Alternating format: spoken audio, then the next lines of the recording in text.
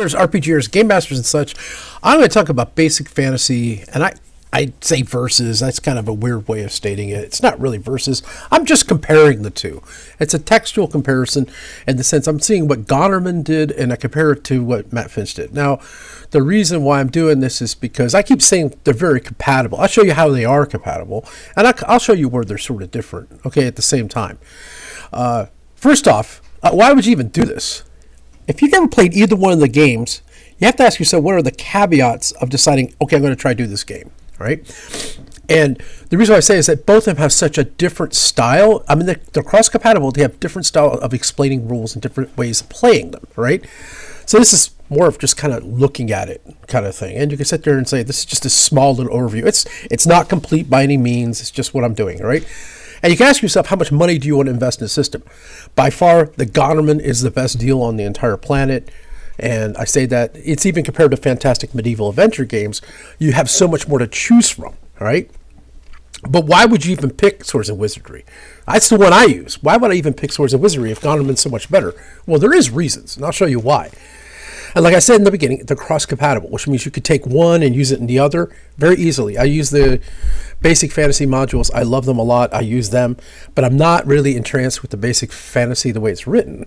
Nothing against Gonerman. It's just that it's too dense, and I'll explain. I'll show you examples why. And we're talking about what would it take to play either one of them. Once again, it depends on the dungeon master, how much information you need to run a module, and completely keep this in mind. It's completely and utterly subjective. It's my my view of this. You may like it the other way, all right? So I'm just letting you know. This is me, Smugzoid's quote-unquote subjective analysis, right? Now, the reason why I'm picking these two, there's free versions of each. In fact, there's free versions of Fantastic Medieval Adventure Game, but I'm leaving him out, right? Basic Fantasy covers 4 different classes or 4 different races: human, dwarf, elf, and halfling. And Swords of Wizardry does the same thing, but it throws in the half-elf. There's the only big difference between the races there. Now, Basic Fantasy, you only get a cleric, fighter, magic user, and thief, which looks a lot like Fantastic Medieval Adventure Game. And this is where Swords of Wizardry, I like it a little more. You actually have more of a, how would you say, a range of characters to choose from, or character classes. And as you can see, 1, 2, 3, 4, 5, 6, 7, 8, 9 different choices in here that you can pick. Okay, now DM can say no assassins or no monks or whatever it is, but the idea about it, there's a little more to choose from. That's a plus for me, because not everybody wants to just be a cleric, fighter, magic user, thief, right? And the next thing is character sheets. Oh my god, I love Basic Fantasy. It says, go get a piece of paper and write it out. Okay. And then I also love Swords and Wizardry. It's such a simple thing. It's so simple. So they both, I give the sideways thumb on this one, because actually, the Basic Fantasy reminds me, I was a kid, we actually played, basic D&D. It was very simple. It was just a piece of paper, wrote all your stuff. We use note cards is what I use, and that's why I still use it, okay? And Swords and Wizardry, I like the way the sheet's set up, because it has everything already written on it. I guess photocopies were hard to come from back in the day, when the 80s. No one really had any. You had to buy character sheets, advanced D&D ones. You buy, pack them or something like this. So I think this is really throwing it back, Basic Fantasy. So I like them both, I'll be honest with you, all right? And that's good for me, okay? Let's take a look at the next one. Character stat abilities. Okay, I have a sideways, which means I kind of like both of them. Basic Fantasy, I think it's cool that they just give you, it's -3 to 3 based on the stats. I do like that a lot. However, I do like the Swords and Wizardry. The most you get's a +1 and a -1. And the reason why I like that in particular is that it's not so much based on character stats, it's more on character play. Matt Finch really illustrates this a lot, a bunch of things he has. It's not so much you're trying to make a powerhouse character, it's how you're playing the character has a lot to do with it. The only variance you're going to see is in the strength when it comes to +2 and +3 for damage, and that just applies to the fighter class. Otherwise, everybody just gets a +1 to hit, and I don't even know if they get a +0 to damage. I mean, everyone else is 13 on up is this, but the fighter class gets this bonus because the fighter class is one of these things that Gygax really kind of pushes being hard. So they went back. They're both OSRs, right? So they're trying to figure out what's the best way to play these things, okay? So it depends. A lot of people like a lot of bonuses in their play. Obviously, Basic Fantasy has it for you. If you like more of kind of like, I don't want that so impactful, then Swords and Wizardry is a winner, right? So I played them both. Actually, I prefer the Swords and Wizardry, right? Personally, right? Now we're going to go into what I consider character descriptions, okay? The more descriptive text. This is textual comparison. So I'm looking at the text. Not so much the words, but how it's kind of written out, okay? Now, of the two, I prefer Swords and Wizardry because they have the boxed highlighted area you see right here. Gives you the prime attribute, the hit dice. Very, very, I mean, Matt Finch put this together. So he says, well, people are busy. They just want the answer. And this is kind of nice. Armor and shield, weapons that are permitted, and what races can be fit for this, right? So the descriptions always seem to be longer in Basic Fantasy for most things. But like I said, I like the pop-out boxes because they're easier to kind of just, okay, I don't want to have to search through text to find the answer to these things, okay? And you could also see, and this is going to be another very subjective, okay? Swords and Wizardry goes on, they do a bolded. Now, you can just look at the way this is put together. Like it has all this written, right? This has the bolded area of interest, and then they have descriptions after it. That's something I like because I want to look for the word and look for the thing after it. And once again, this is interesting. Saving throws. There's only one saving throw for each type of character. I like that. You get bonuses depending on different things that may happen to you, but just that one saving throw number, it's a lot easier for characters to say, okay, what's my saving throw? You just have one number you're messing with. I just found that out. I was also going to show something. I noticed this when I just grabbed the cleric as a comparison. 10th level cleric, obviously they're about comparable amount of experience points to get there. Hit dice are just about the same, right?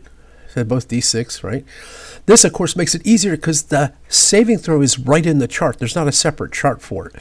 But look how much stronger the Swords and Wizardry cleric is. So this is Basic Fantasy 33221, right? Where this one's 33333. So this guy only gets 1 5th level spell. He's got 3. In fact, he starts getting 5th level spells at 7.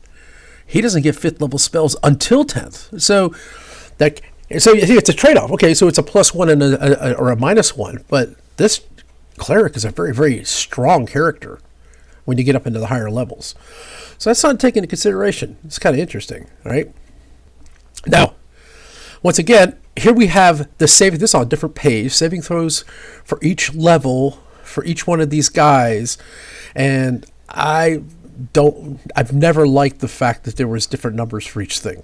So my thumb up goes the single saving throw for Swords and Wizardry, and you get a couple bonuses depending on things. Like in the case of the cleric, +2 against paralysis or being paralyzed or poisoned. Like I like that. It's much simpler in play and easier to do for characters. I'll just do a saving throw.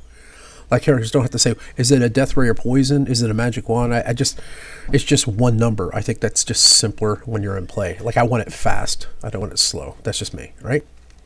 Let's look at some spells, okay? Now, this is where you really see a big difference in the way these things are written. I would say, so this is Speak with the Dead. This one gives you like the range, 10 feet, or this says close touch, referee's discretion. This is just 3 questions. This says 3 rounds per level. You can ask this thing questions. That's a different way of playing it. So someone could actually have a full-on discussion with this thing, I guess, right?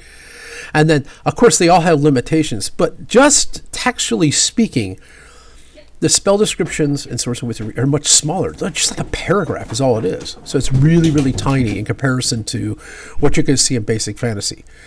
My preference will always be smaller because I want to just look at it, get the meat of the spell, get the meat of the idea, and just move to the next thing. Because a lot of times when you're playing, you just to try to read through to try to find your answer may be annoying, and then you're going to get just a referee's like discretion on most of the stuff anyways. Here's another example. A sleep spell. All the stats, all these numbers right here for all this stuff, it's okay, but this is really, boom. Puts enemies to sleep, no saving throw permitted. It affects creatures based on their hit dice. Range of this is 200 feet, 40 feet compared to 90. Duration's 5 rounds level. This is just 1 hour. So it's real simple. Boom, right? And then it just tells you roll dice to find out who's affected, right? So this is, like I said, Swords and Wizardry is much simpler in a sense as far as gameplay than basic fantasy would be.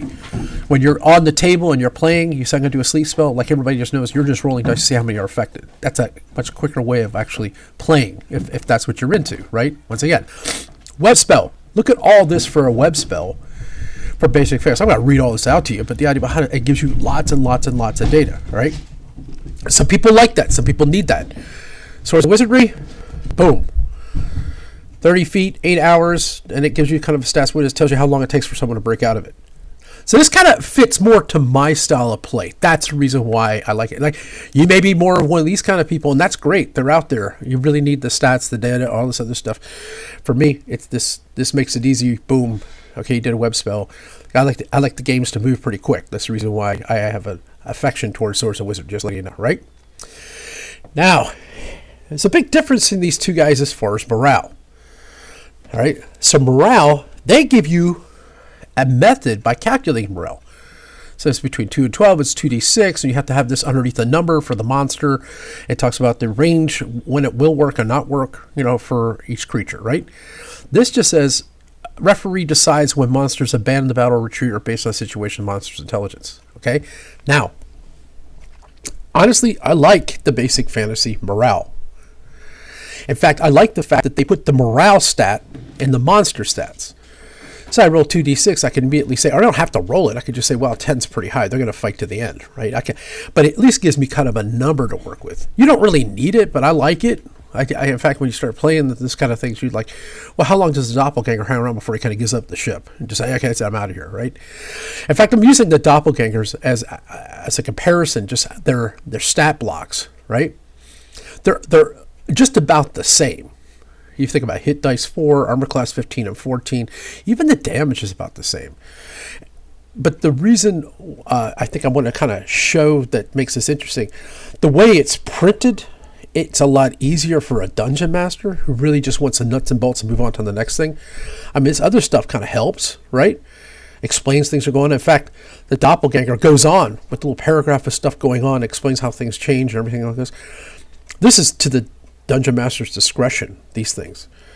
But when I'm looking up a monster, what am I looking for? How much damage it does, what saving throw is, what its armor class is, how many hit dice, that means its bonuses for attack. I want that real quick, and then this other stuff, I in a game, I just don't have time to read this stuff. So that's the way I'm playing. Although I do think the illustrations tell you awesome. But the thing of it is, like, I like it small. Boom, boom, boom. Sound bites. I get in and out, do my thing. If I was to look at, and this is maybe not a fair comparison, this is out of Monstrosity, Swords and Wizardry's, I guess, flagship giant monster manual thing. It's beautiful artwork it has in here. Of course, you're paying premium quality for these things. If we look at Giant Bat and look at its stats, and if you look at the Bat stats for Swords and Wizardry, it's small, it's tight, right? It just says what needs to happen, right? Tells me the alignment, tells me a saving throw, tells me the armor class, tells me how many hit dice, what kind of damage it does, right? So obviously, this information's the same. Except for, okay, well, the damage for this one's only 1d4. This is 1d10 because it's huge, right?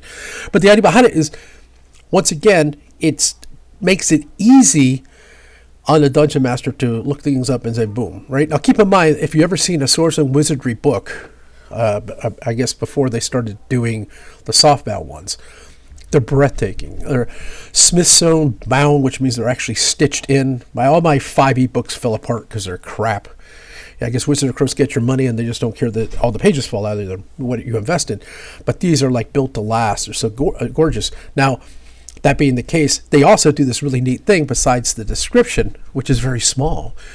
They give a scenario of how you can incorporate it in your dungeon. And it's really small, usually like 2 paragraphs, gives you a little explanation, which makes it super, super nice just to kind of illustrate how you would put this in your game. Here's another one, Frost Giant. Like I said, all the stats are going to be about the same. They have a cool drawing, okay? And compared to the Swords and Wizardry, stat block's really tiny, right? Boom. It doesn't have anything like morale or anything. But the idea behind it, once again, it gives you just kind of a soundbite of what it is, what it looks like. And I think the idea is that everyone already has an idea sort of what a frost giant would sort of look like by the time you start playing this game. And then it gives a little scenario, which is kind of cool. And this is a nice book. This is weird to have it by your nightstand. You can read these little vignettes or whatever it is before you go to bed. You have like this fantasy of like, I don't know, it sounds like I'm really kind of weird, but it's kind of fun because they're like little mini stories for the ADD, right? So that's interesting. So what's the upshot? They're pretty cross compatible. They just, you can play one into the other very easily. The stats are going to be the same pretty much. All right. So I've used the Basic Fantasy Adventures using Source of Wizardry player characters pretty much straight through. Don't have a problem. In fact, Mike and I went through and they went up to Morgan's Fort. He did his damage up there and you just drop it in. It's easy, right? The stat bonuses, generally speaking, will be higher in Basic Fantasy, but Source of Wizardry give you more character options. So if that's important to you, you want everybody to be a paladin or a ranger or whatever it is, that's where you want to make your go-to, right? So the Swords of Wizardry has a minimal writing style and smaller stat blocks, which appeal to someone like me who really just wants the information really quick and get out of it. I don't want to spend a whole lot of time on it. However, it doesn't have morale if that's something that you probably would think that's something you would use. That's something you just got to make up, right? I like the fact that the saving throw is included in every one of the monster stats. And that's kind of nice. I don't want to think, okay, that's a 4th level. Okay, he would save as a 15th level. I don't want to know that. I like the fact that, boom, saving throw 5. I want the number in the block. I don't want to have to look at a table to figure out what he can and cannot do. I want it real quick, the information, right? And the blurb. Source of Wizardry gives you this nice little blurb. Of course, the books are premium. They cost more, but I like the fact there's a little write-up that I can just read and kind of think about how I stick that in there. Keep in mind, this is all subjective. It's all subjective. So I know this may bring out discussion and say, oh my God, I like this better. And I hope it does. I hope you guys have something. And that's the best thing about the community, like, is you can actually ask these questions or say something like this, and then people can throw their dog into the fight to see what's going on. I just want to say one thing, and this is where the Chris Gonerman's going to, do a slam dunk because of the way he put it together. Go back to here. Look at the cost, right? You can get a hardcover version if you wanted to for $13.40, but $5.50 you have a role-playing game in your hand. So he's kind of doing this at cost, which is amazing through Amazon. Source of Wizardry, of course, this is through Frog God Games, which I really love. I think they have premium stuff, but now you can't even get the hardcover. It just has softcover with PDF. It's $25. All right. And this may be, like I said, you're paying almost $5 more. We're not even talking about shipping here, right? So that could be a deterrent, okay? Although it is completely free, the PDF online. You don't necessarily need the book, but if you like the book at the table, which I suggest doing, like I said, I'm a big fan, Swords and Wizardry. I'm actually a big fan of Basic Fantasy. So between the two of them, you have a really good mashup. With that, like I said, I thank you for your time, and hopefully you found this kind of interesting, because I think the thing about it was, like, when you think about this, why would anybody pick one over the other? Well, I kind of show why. It depends on the person, really, how you do your job, right? So with that, I hope you have a nice evening, and thanks for listening.